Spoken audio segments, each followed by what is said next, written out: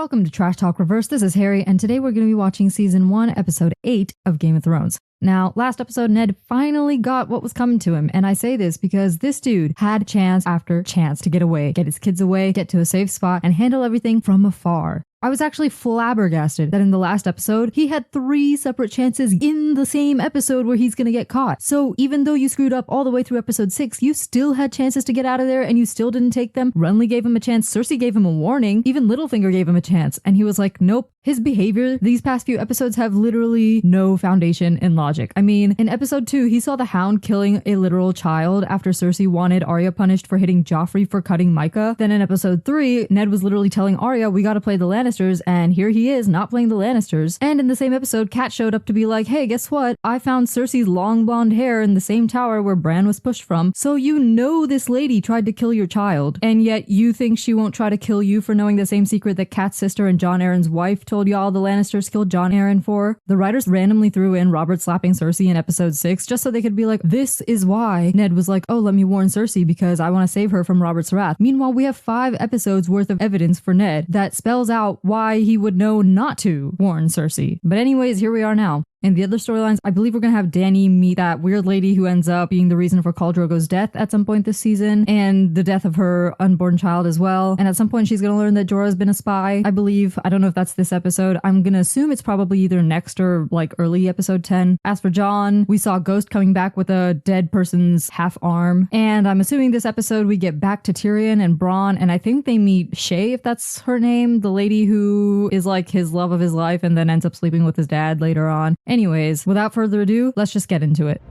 Ooh, written by the author.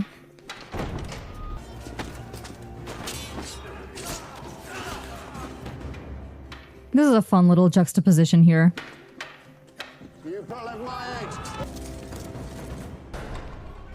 Though I liked that back and forth, it could have been edited tighter. You said right. You went left. Now you are a dead girl. Only because you lied. My eyes shouted the truth. Just like how Cersei and Littlefinger lied to your dad. Arya Stark. My father wouldn't send you. She's smart. He really got knocked out by a piece of wood. Did they really get knocked out by a wooden fake sword? Run. The first sword of Bravos does not run. Excuses. I mean, you're fighting with a wooden sword, so that's not really fair. Need it. Isn't that lucky? The queen. Stay away. That's crazy. She didn't even think twice about stabbing this kid. That came a little too early in her character arc. And it came a little suddenly as well. Like, Arya's never killed before. Killing somebody is a huge deal. You watched my men being slaughtered and did nothing. And would again. I was unarmed, unarmored, and surrounded by Lannister swords. Duh, Ned is so stupid. Like, look at you getting your entire squad killed. What madness led you to tell the Queen you had learned the truth about Joffrey's birth? Duh. The madness of mercy. No, the madness of the writer's room. It wasn't the wine that killed Robb. It was your mercy that killed the king. The Queen can't kill me. Cat holds a brother. Your wife has let the imp slip through her fingers. This is Catelyn's fault too. If she had freed Tyrion from Lysa Arryn's clutches and they were hanging out together in Winterfell, we would not have this problem right now. You see all these pieces of the puzzle that the writers purposely make go so ridiculously wrong by following no path of logic, all so that it can culminate in Ned's death? I hate that sort of writing. Who do you truly serve? The realm, someone. The smell. What smell? There is none. Then just say there's no smell. It's so weird when writers do this roundabout thing where they're like, the smell. What smell? There isn't any. Like, what? Just say, guys, there's no smell. Like, come on now. My sisters were in King's Landing too. I'm sure they'll be treated gently. Your father has proved to be an awful traitor, dear. No, I'm not. I'll be a good wife to him. I'll be a queen just like you, I promise. The girl is innocent, Your Grace. She should be given a chance to prove her loyalty. It's interesting though, because Sansa marrying Joffrey would have led to her being queen. So for her to not get that right now, it would have been a good character arc for her to end up on the throne at the end of the show. What will happen to him? That depends on your brother and on you.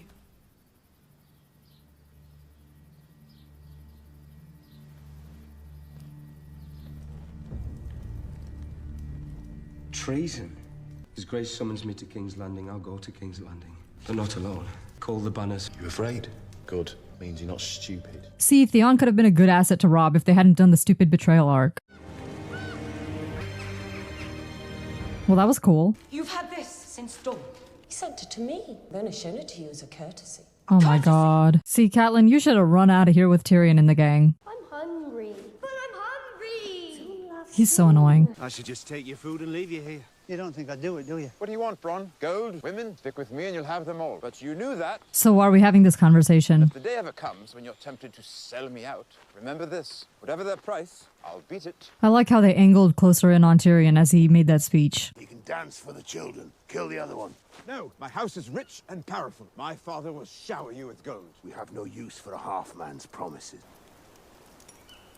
That trinket is worth more than everything your tribe earns. It's interesting how in this situation, Tyrion uses his words to get himself out of the situation. So why during his trial was he mouthing off like a complete idiot, saying the stupidest stuff imaginable, and ending up in a situation where trial by combat was the only way out? Like, yeah, Lysa Arryn was crazy as well, but he didn't even try using his words in a wise way during that episode. He was just like, oh, I once stole a maid's clothes from the river, la-di-da.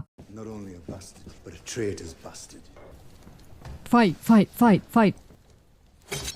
Ooh, get him.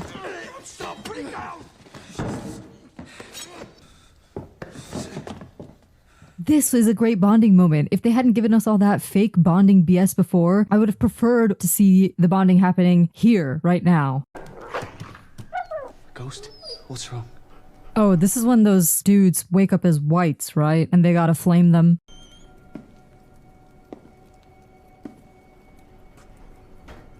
Behind you. Commander.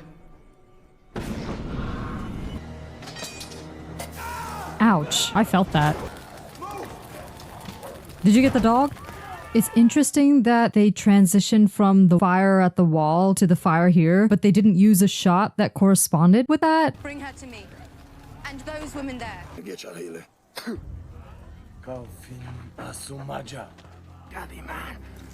I am named Miri Mazdur. I will lead the van, or I will take my men and march them home. You are welcome to do so, Lord Umber. I will march back north, root you out of your keep, and hang you for an oathbreaker. I'll not sit here and swallow insults from a boy so green he pisses grass. Your meat is bloody tough. What a reaction to getting your fingers bit off. What was with that super cryptic angle? Where are you going? South, for father. That scene with Umber was really kind of pointless. Like, we should have just skipped that and come straight here. I know it was like a character moment for Robb, but plot-wise it was just like a random little scene. Plus, with Bran being in that other scene, it has less impact in this scene. I can ride now. You've seen me riding. And I won't get in the way. You must always be a Stark in Winterfell. Until I return, that will be you. Look after your little brother. If you don't hear from me, don't be scared. How long have you been hiding out there?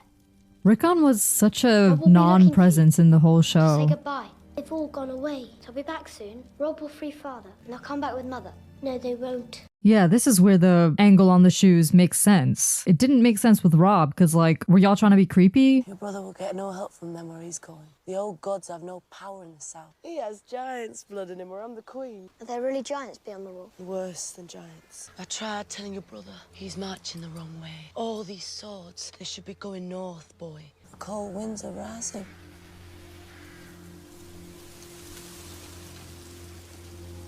Normally, I would have said that's a good transition, but she ended on such a weird bit of dialogue. I know in the future, Asha like hangs out with Ramsay Bolton and the gang, but instead of that, I think it would have been more interesting if we had her go beyond the wall with Bran. I do vaguely remember her helping Bran get away from Theon, either in this season or the next, I believe, but why doesn't she go with them? It was probably what she was saying in the previous scenes we had with her, where she was like, oh, there's stuff beyond the wall and we're trying to get as far south as possible and we don't want to go back there. But I think it would have been interesting in these scenes where we see her kind of bonding with Bran and stuff like that. Maybe that changes her mind and she's like, you know what? Like, I'm not just going to send you out there into the wilderness by yourself. I'll go with you. Because it would have been helpful to have a wildling on Team Bran as they went beyond the wall. But again, I really do not remember her presence in this show or really much of how Bran gets from here to the wall anyway, or when that comes. So I'm just kind of riffing on what I would have liked to see. They were touched by White Walkers. That's why they came back.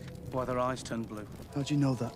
I read about it in a book. What else did the book say? The White Walkers sleep beneath the ice for thousands of years. See, again, look at how they're kind of getting used to each other's strengths and weaknesses and bonding through these strenuous circumstances. I like this so much better than what we saw a few episodes ago, where it was so forced. I hope the wall's high enough. Of course it's high enough. It's 1,000 feet high, right? That was a weird thing to say. It's not like they can fly until they get the dragon. Lady Catelyn, you're a welcome sight in these troubled times. You heard her. Move your asses! Come on, out! Have no fear, my lady. We'll shove our swords up Tywin Lannister's bunghole, and then it's on to the Red Keep to free Ned. You old devil. I feel like that was a much better character introduction to Lord Umber than the scene before. And if I lose? Do you know what happened to the Targaryen children when the Mad King fell? They were butchered in the sleep. On the orders of Tywin Lannister. If you lose, your father dies. Your sisters die. We die. Well, that makes it simple then. And despite this, he's still gonna go and screw the Freys in season 3. Yeah, I know he doesn't know that the Freys were aligned with the Lannisters, but in this season, he at least seems to have his head on straight. So can't wait to see how that miraculous fall of his character arc comes into play. And here we have Bronn, son of... You wouldn't know him. Your brother would never have submitted to capture so meekly. We'll see about that. Jaime smashed the River Lords of the Golden Tooth and now lay siege to Riverrun. Interesting that Tywin was basically shading Tyrion, saying, look at your brother, he's so much better than you, over some stuff that happened off screen, when just before he was shading Jaime for being dumb. The only crossing is at the Twins. Lord Frey controls that bridge. Your father's bannerman. The late Lord Frey, my father calls him. At the Trident, he didn't appear until the battle was done. Some men take their oaths more seriously than others. Okay, so y'all know you can't trust him this early on. Robb's right. Do we move against Jaime or Lord Tywin? We've captured a Lannister scout. Don't worry, lad.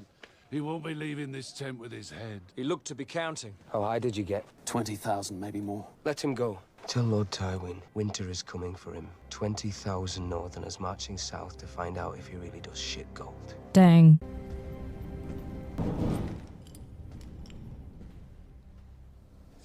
That's crazy. This episode is almost over, and Ned was in this episode for a total of 2 minutes so far, and 90% of that was Varys talking. You have served the realm long and faithfully. It is time to rest and look back with pride. Our vows are taken for life. You're too old to protect anybody. I am a knight. I shall die a knight. Should have kept the gloves. A naked knight. Right. I mean, that's not funny. It's just weird. Here, boy. Why didn't you keep the sword? If you're like, I'm gonna die a knight. As it please your grace, I ask mercy for my father. I know my lord father must regret what he did. He was King Robert's friend and he loved him. You all know he loved him. Your sweet words have moved me. But your father has to confess and say that I'm the king, or there'll be no mercy for him. He will. Now, if I was Ned, I'd be like, well, they told me. That's how the episode ended? That was so weird. That did not feel like an ending at all. Anyway, if I was Ned, I'd be like, well, according to some help from Littlefinger and Pycelle, they led me to this conclusion. Either way, Ned is not a main character because he is literally in about maybe 30% of all these episodes so far, had one scene in this episode and like one extra shot. And that was I feel like there's not really much to say about this episode. It was kind of just like, okay, stuff is happening in the aftermath of Ned getting arrested and accused of treason. Like, okay. Stuff at the wall, ironically, was the most interesting thing in this entire episode. Whereas in previous episodes this season, the wall has always been one of the most boring places to visit. All the stuff in the East was kind of weird as well. Taking the Viking culture of having women after you win a war or some battle or, you know, just skirmish a village, and then putting that into these people of color that are depicted as savages throughout this entire season, and then having Dany, the white girl, step in to be like, oh, I'm gonna save them. It's just so weird. Like, why would you create a situation, a race of people, a plot like this? What exactly would the story have lost if the Dothraki hadn't been women abusers or slavers or extremely violent? Like, they can have their code, but some of the stuff that's in that code is really weird. For the past few episodes, things seem to be going well. Dany was fitting in with the Dothraki. She and Khal Drogo were having a really great relationship. She had friends and supporters and allies and defenders. And then this episode is just a bunch of random BS. And for what? It's not like they had any character development for Dany. Yeah, she saved a girl. The end. Like, this only exists so that it leads to Khal Drogo dying. Meanwhile, back in Westeros with our main storyline, we have Robb going down to meet the Lannisters. Okay, good idea. No complaints there. We have Catelyn catching up with Robb. Robb. We have Tyrion making it to his father's camp. Again, there's really not much going on. It's just pieces are moving into position, I guess. I keep trying to think of what else I could possibly have to say about this, and I'm just left with nothing. We had Sansa begging for mercy, but like, I mean, again, it's like, whatever, fine. Just not a very interesting episode, but it did have some stuff that obviously, plot-wise, you need to know going forward. Arya took off. We know she'll be back to see Ned get his head chopped off. How ironic, because in the first episode, he chopped somebody else's head off, and now he's getting his head chopped off. There's really nothing else to say. Like, Ned got arrested, some stuff happened, and we're moving on. So thanks for watching, and I'll see you in the next one.